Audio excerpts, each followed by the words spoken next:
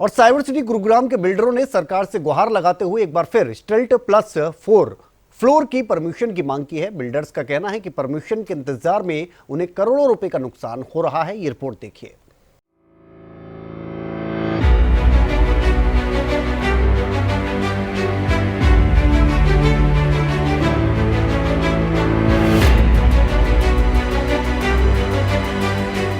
घनी आबादी और हर किसी के लिए आशियाने का सपना, समय की ऐसी मांग है जिसे पूरा करने के लिए नए प्लान की जरूरत है।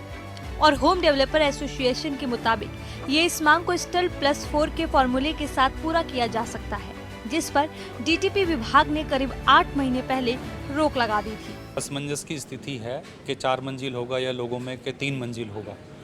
और अभी जो हमारी माननीय मुख्यमंत्री जी से बात हुई है और जो आश्वासन भी उन्होंने दिया है, मुझे पूरी उम्मीद है कि इस डिसीजन को लेकर सरकार बहुत गंभीर भी है और महीने भर के अंदर, ऐसा मैं समझता हूँ, दिवाली से पहले डिसीजन भी आ जाएगा। कि अकेले गुड़गांव में, जैसे अभी डिपार्टमेंट ने भी इस चीज़ को और सरकार ने भी इस चीज़ को माना है कि लगभग 750-800 करोड़ रुपए पिछले कुछ सालों में ही इससे जमा हुआ है। सरकार को भी आज रेवेन्यू खाली आईडीसी, ईडीसी, आईडीसी से ना होकर स्टैम्प ड्यूटी से भी रेवेन्यू मिलता है। बहुत बड़ा रियल एस्टेट का बिजनेस है ये, जिससे सरकार को रेवेन्यू मिलता है और साथ साथ लाखों लोगों को इससे रोज़गार भी मिलता है। और वो सब लोग जो कहीं ना कहीं HSVP में अलॉटी हैं या टाउन एंड कंट्री प्लानिंग में जिन्होंने प्रॉपर्टी खरीदी हुई है, वो हर व्यक्ति जिसके पास प्रॉपर्टी है, आज इस डिसीजन से वो अफेक्टेड है। गुरुग्राम के बिल्डरों ने एक बार फिर एकजुट होकर सरकार से गुहार लगाई है कि जल्द ही उन्हें स्टिल्ट +4 मुताबिक घरों को बनाने की इजाजत दी जाए। एसोसिएशन पदाधिकारियों का कहना है कि काम रुकने से लाखों लोगों का रोजगार भी प्रभावित हो रहा है। ये देखना होता है, अगर हम प्लॉट खरीदते हैं एक्स अमाउंट का, आज प्लॉट्स के रेट में कमी नहीं हुई, क्या 3 फ्लोर में वायबिलिटी आएगी या नहीं आएगी? वायबिलिटी ही नहीं आएगी। हम इतने महंगे नहीं बेच सकते जो कंज्यूमर के लिए पॉकेट फ्रेंडली नहीं हो।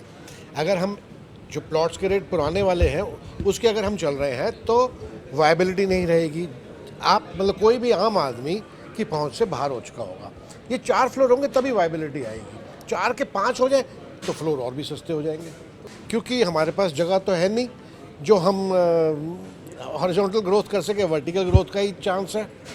तो और जैसे लोग आ रहे हैं, मल्टीनेशनल कंपनीज हैं, हज़ारों लोग बाहर से आते हैं, हज़ारों नहीं लाखों लोग बाहर से आते हैं, वो घर ही नहीं ले पाएंगे। इसलिए गुड़गांव में तो बहुत ज़रूरी है, सारी मल्टीनेशनल कंपनीज यहाँ पर है, बहुत ज़रूरी है।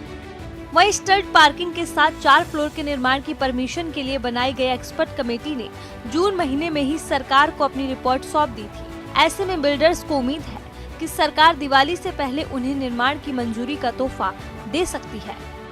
काम पे जून तो लगी थी, उन्होंने कमेटी भी बनाई थी, क्योंकि पब्लिक भी चाहती है, कुछ लोग चाहते हैं कि स्टिल्ट +4 ना हो, पब्लिक की डिमांड भी है, और कुछ लोग चाहते हैं कि होनी चाहिए, तो जिसके लिए उन्होंने कमेटी बनाई।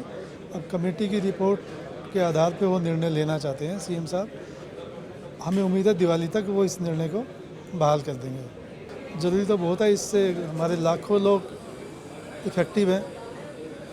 हम तो मुख्यमंत्री से यही दरख्वास्त करेंगे, या तो पूरे हरियाणा में खोलें, अगर उनको हरियाणा में खोलने की मजबूरी है, नहीं खोल सकते, तो गुड़गांव फरीदाबाद को तो एटलीस्ट उन्हें अलग रख लेना चाहिए। जैसे NCR में अगर गाड़ी की कोई रूलिंग है वो गुड़गांव फरीदाबाद पे लागू होती है, तो ऐसे ही फ्लोर की रूलिंग भी उनको ऐसे लागू कर देनी चाहिए। गुड़गांव फरीदाबाद को हरियाणा से अलग कर देना चाहिए ताकि ये दिल्ली के साथ चले। गुरुग्राम होम डेवलपर एसोसिएशन से जुड़े हजारों बिल्डर्स और होम डेवलपर अब यही आस लगाए बैठे हैं कि सरकार जल्द उनकी समस्या का समाधान करेगी और इमारतों का निर्माण कार्य फिर से नए नक्शों के मुताबिक शुरू हो पाएगा। हरियाणा न्यूज़ के लिए गुरुग्राम से गुलशन ग्रोवर की रिपोर्ट।